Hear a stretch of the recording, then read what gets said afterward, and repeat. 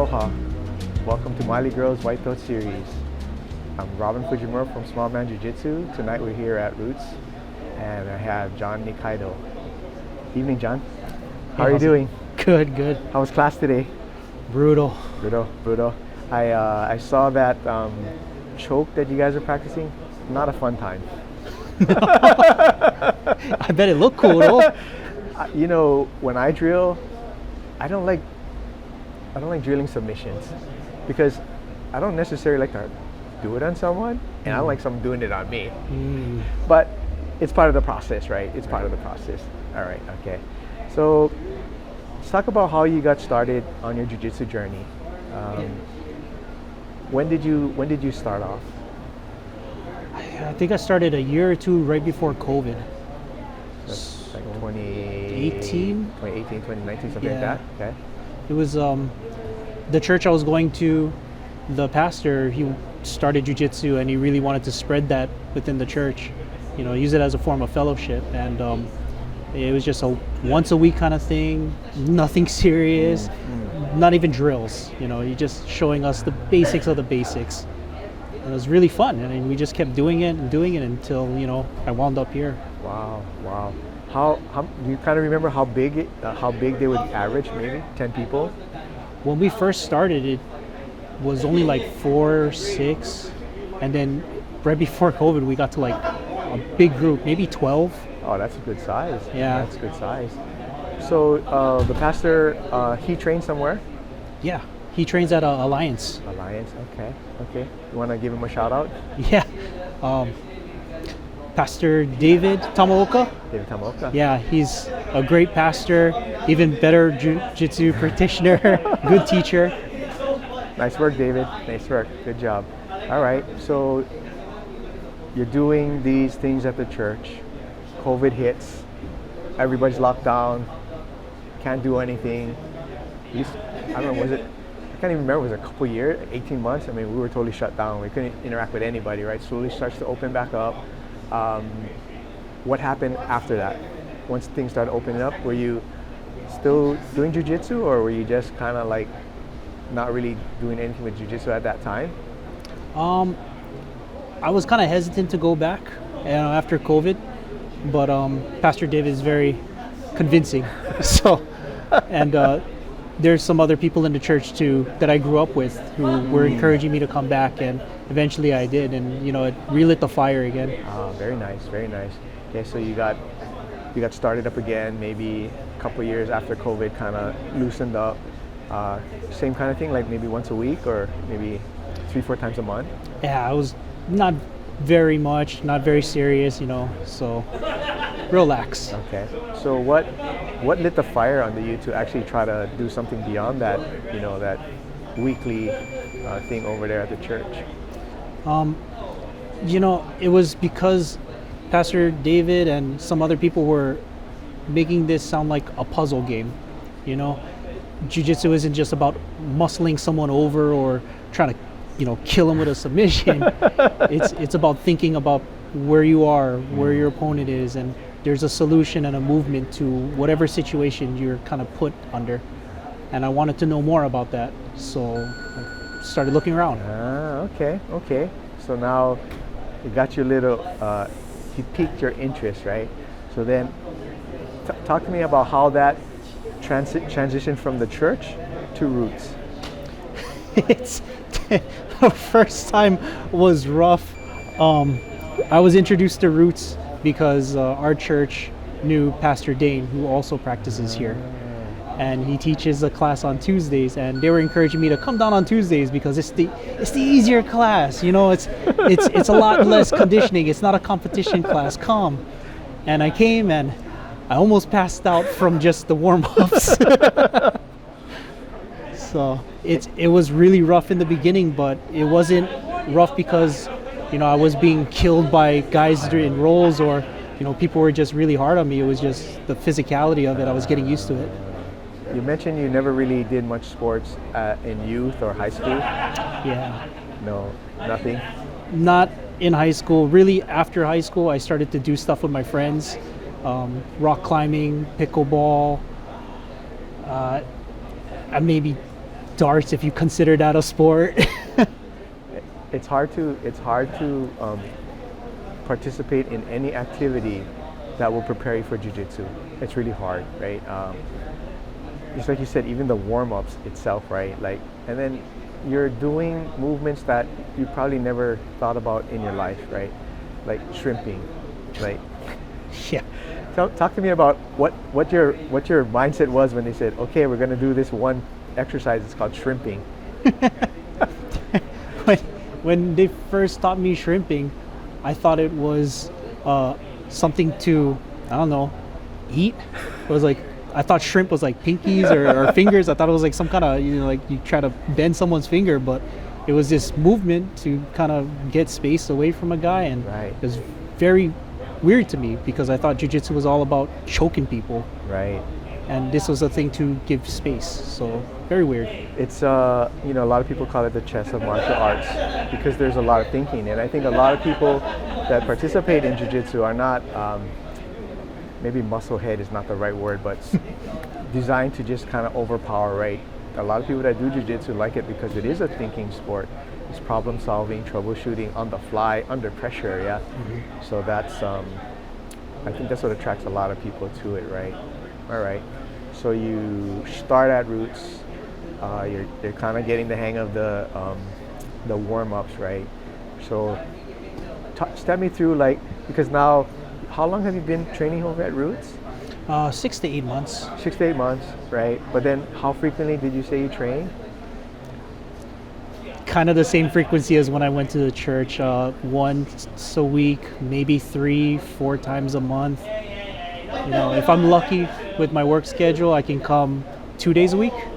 2 days a week. Okay, so it's not so much that you don't want to come, but your work is kind of conflicting, so it's hard for you to get out here. So what do you do for work? I'm an environmental technician. Technician. Okay. You want to tell me about what that kind of entails? Mostly just collecting samples of like soil, groundwater, and air samples to make sure there's nothing hazardous in the environment. Yeah. Okay. And then you mentioned you travel a lot. Yeah, so a lot of work we do is at the airports, every airport. So I've been to Maui Airport, I've been to Hana Airport. That was not a fun drive. I've even been to Kalaupapa. Oh, really? Yeah, and I've seen the leper colony over there. Wow. Yeah, so work is taking me to a lot of very interesting places. They even sent me to Guam and Kwajalein for work. Wow. Yeah. And how long are you out at these airports? Sometimes weeks at a time, sometimes one day. So there's really no telling. Yeah, I know. So the school that I train at, my professor is from Guam, and we have a strong Guam connection. So a lot of the people that train there are from Guam, and Guam does have quite a strong jiu-jitsu community out there as well. So maybe one day when you go to the Guam airport, you can go. I can give you some schools for you to check out, right? Especially if you're gone for extended periods, it's kind of hard because you start to lose momentum. Yeah. Like especially like if you're able to go like a couple times this week, and then next week it's like I cannot go because I'm on a neighbor island. It's like, oh darn, and then you come back, it's kind of relearning some of the stuff. Yeah, it's actually like it reminds me of back in high school when I forgot to study for a test, and I'm like running through questions and trivia through my head. The 2 days right before going, I try to remember everything that happened a week ago. It doesn't always work out, but yeah. It's a little different, right? You don't have a big guy on your back trying to choke your neck, right? Yeah. It's a little different scenario. Yeah. As I kind of mentioned, sometimes when I travel and I travel with my son, we do like to go train at schools. It gives you a different perspective. They show you some techniques that maybe is slightly different, right? I think the beauty of jiu-jitsu is there's no one right way to do it. So there could be one technique, but there could be a multitude of ways to do it, and they're all right. So a lot of times when you're being instructed on a technique, the instructor is showing it the way they do it, or they feel most comfortable doing it. It doesn't mean that if you have a slight variation, it's wrong. We have different body types, we're different sizes, different flexibility, different athleticism, right? So it's okay sometimes to not be exactly what they do as far as the technique. kind of comes with learning jiu-jitsu. So there is that flexibility in learning techniques and mindsets. There are certain rules that you probably is universal, but the actual technique can be there are variants on it, right? Okay. So I see you got a little stripe there on your belt there. Yeah, this is my first, I think, sports achievement I've ever gotten. How did it feel when they called your name out and they put that piece of tape on your belt? It felt unreal. I didn't think I accomplished anything, coming here. I'm just having fun. Right. Yeah. So it was amazing.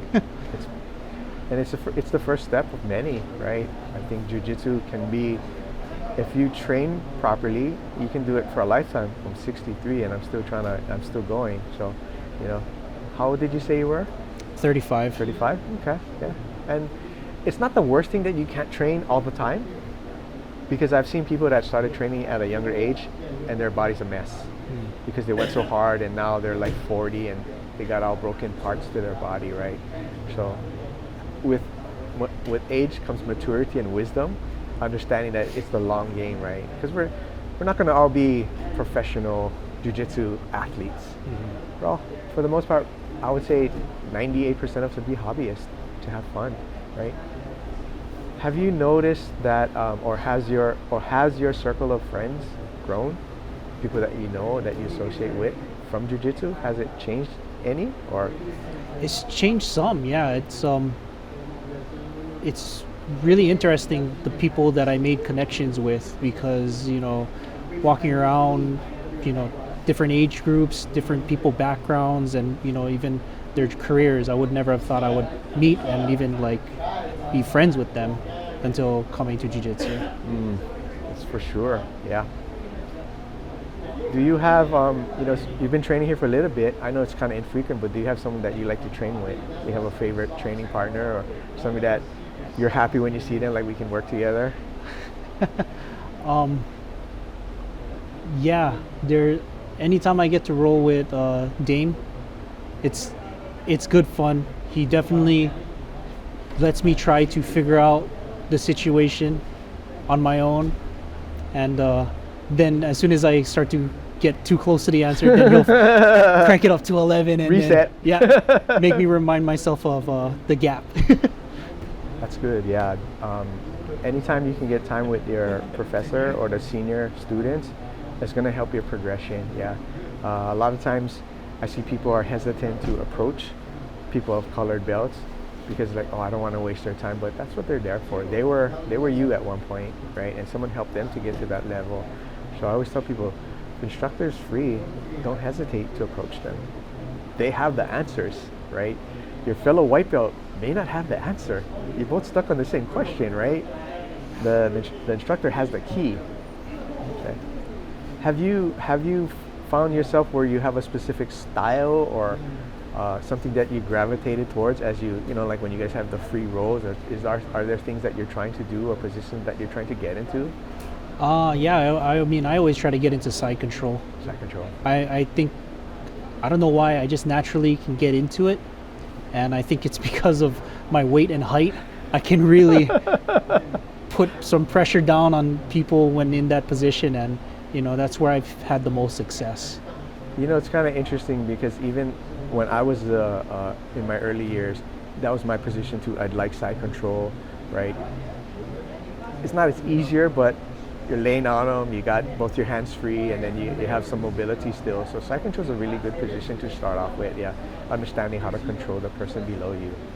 Okay, so now you're in side control. What are you trying to do from there? Do you have any submissions that you're looking for, or transition to another position? Or are you just happy to kind of get side control and just kind of hold them there? So up until recently, every time I hit side control, I always try to hit an Ezekiel on someone. And it's a 50-50, and now it's kind of come naturally, but more recently, a black belt told me that I should really be aiming for positions, not submissions. And so now I'm trying to focus more on moving on from side control, possibly knee on belly, north-south, and jiu-jitsu actually got a lot more fun since then. because I'm thinking more again. Right. You've reached level 1. Now you're trying to get to level 2, right? Yeah, I noticed that, especially in the early years, you're gonna try to attack submissions without control. So without control, it makes it a lot harder to finish the submission. Yeah, but it's fun. I mean, attacking a submission is fun, right? When you got it, it's like, I think I got it. So that's part of the process, right? So you kind of mentioned, I think we talked about it. You said you had a fiance and you were going to tell a story about your stripe. Yeah. So I'm also I'm gonna have my first child. That's right. And, I got my first stripe and I was really proud of it. And I showed my girlfriend. She doesn't do sports at all, so she just looked at it as like, "Oh, good for you, cool." And I was like, "Yeah, I got a promotion. I got a stripe. I'm really, really proud of myself." And she was like, "Well, maybe by the time the baby is 2 or 3 years old, you can be a black belt and train her." And I was like, I love her confidence in me, but I don't think that's happening anytime soon. It took me, 8 years to get a stripe? Hey, at least she's supportive. She is She's supportive. Hey, trust me, in Jiu-Jitsu, having a supportive spouse, significant other is very big. That's super important, because I've known people where it turned into like, why do you keep going to class? This and that. Like, even I kind of feel bad. Like, so I train and coach Monday, Wednesday, Friday, and I started helping on this channel doing interviews Tuesday, Thursday. So like every night I'm out in Jiu-Jitsu, right? So I have to kind of like, not bribe my wife, but oh yeah, why don't you have a spa day? Like, and oh, by the way, I have an interview tonight. Kind of slide that in, right? But she's been very supportive of my son and I on our Jiu-Jitsu journey. So we were fortunate, yeah. So it's good that she's supportive of you. Yeah, that's good. Do you have any goals in Jiu-Jitsu? Yeah. When I first started at the church, there was a purple belt that was kind of instructing us, and he was never rushing. He moved very methodically, very slowly, but it never felt like he wasn't in control. And I don't really care if I get to that belt color, but I would love my game to be like that, where I'm not rushing and doing a motion that might hurt somebody, because like we mentioned before, it is like a chess game, right? I'm not trying to punch a piece, I'm just trying to move around a piece. Right. So I'd really love to get to that level. That's awesome. I've a lot of these interviews that I've done, you guys are all on the same mindset to improve in Jiu-Jitsu, and not really say, oh, I want my blue belt in X number of months and my purple belt. It's really not something that is driving them. It's more the skill acquisition and improving their Jiu-Jitsu, understanding that it's a long process, right? And the belts will happen when they happen. Your instructor will recognize, yep, it's time for John to get his next stripe. One step closer to his belt. So that's the perfect mindset to have for your Jiu-Jitsu journey. That's I commend you. Yeah. A lot of people get caught up, and you don't strike me as the kind of person that gets caught up in social media, but a lot of people get caught up in that social media. Oh, this guy does that, and look where he's at, so I want to be that. That's it's too easy to get caught up in that. You're right. I think I asked you, and you kind of answered, but have you considered doing a competition sometime in the future? No. I'm just here to learn the skill and just have fun while doing it. I feel like if I go into a competition mode, I might start to lose sight of what I joined this gym to do, and I'm worried that I'm going to shift from I want to win away from I just want to learn. And I'm very comfortable where I'm at right now. I don't want to rush it. I can appreciate that mindset that you have on competition.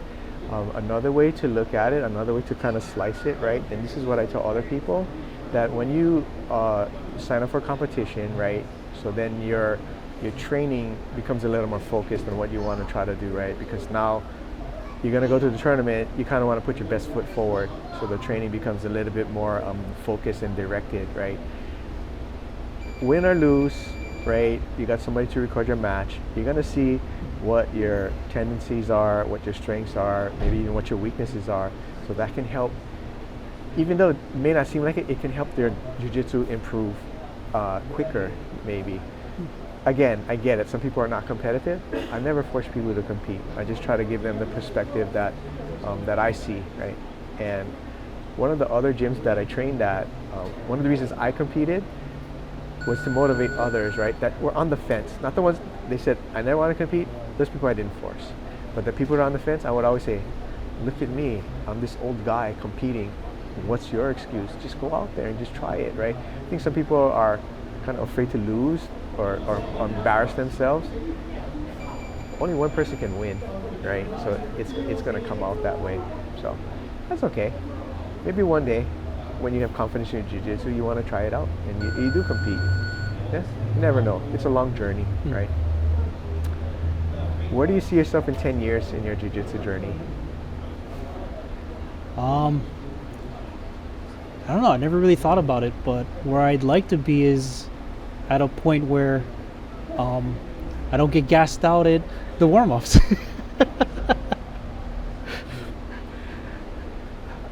That's I think part of your challenge, right, like you mentioned, is your work schedule conflicts, so you don't have the consistency, right? I'm confident that if you're able to train two, three times a week, it'd be no problem. Your body would acclimate to the conditioning, the movements, and that. But it does make it a little more difficult to do that.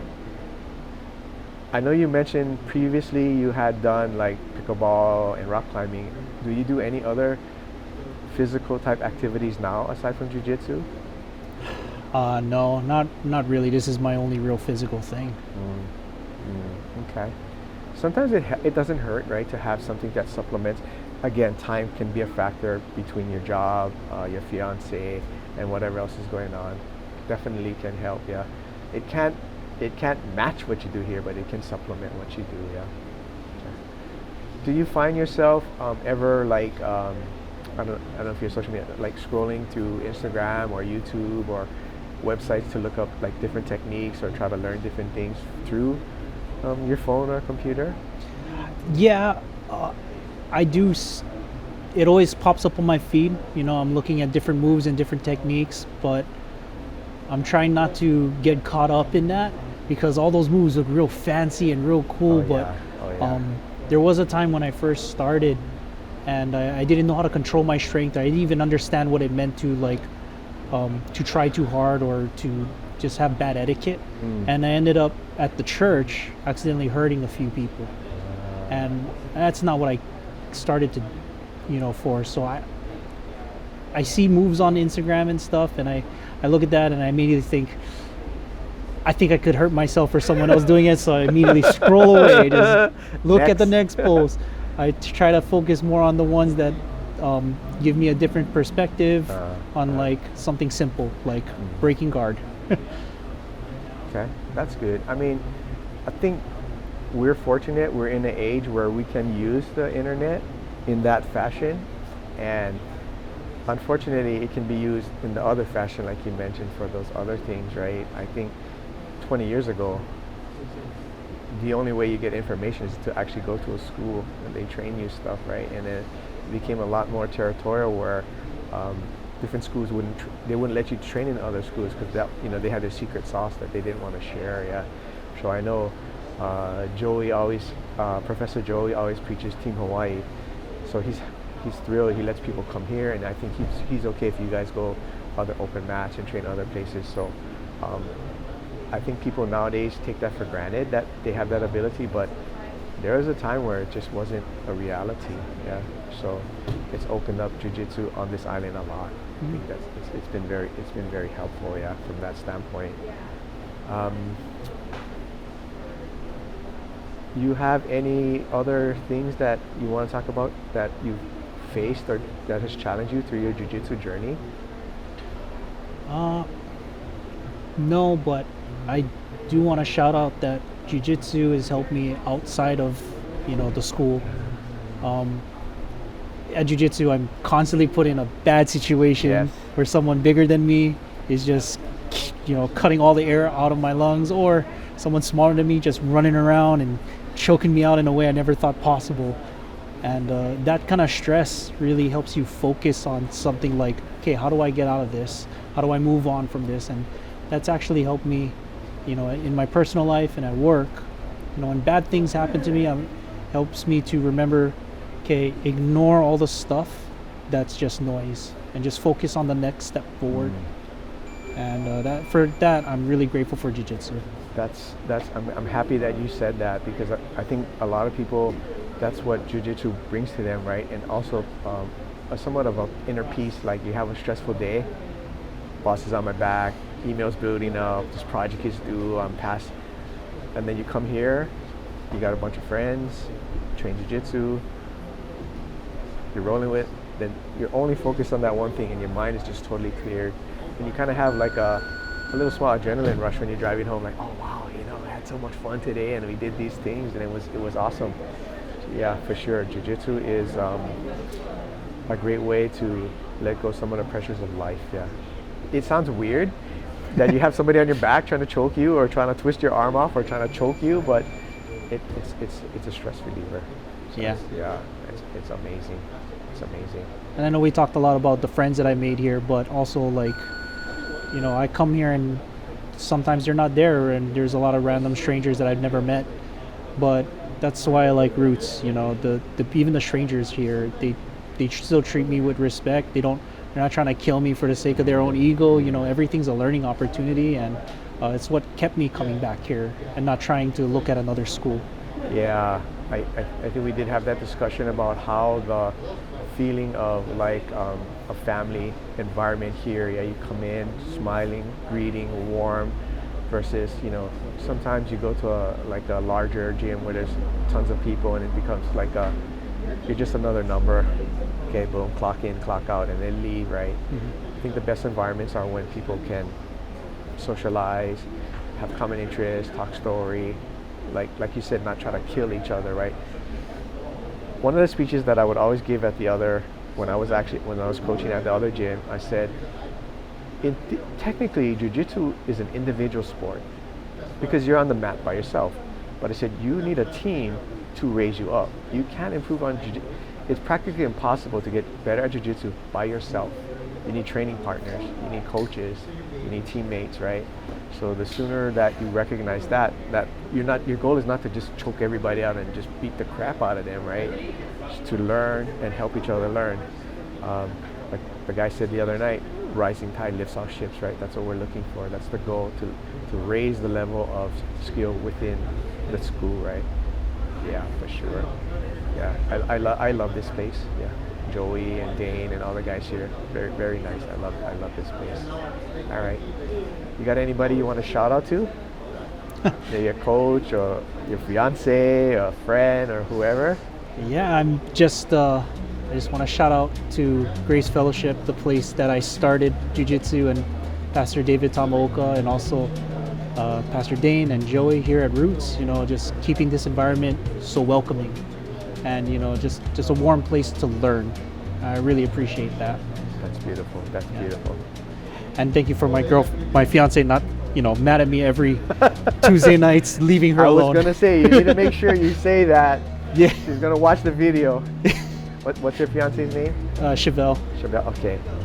All right. Good job. Appreciate your time tonight. Awesome interview. From everyone at Miley Girl and Small Man Jiu-Jitsu, thank you for tuning in. Be kind on the mats and be better to each other. We're out.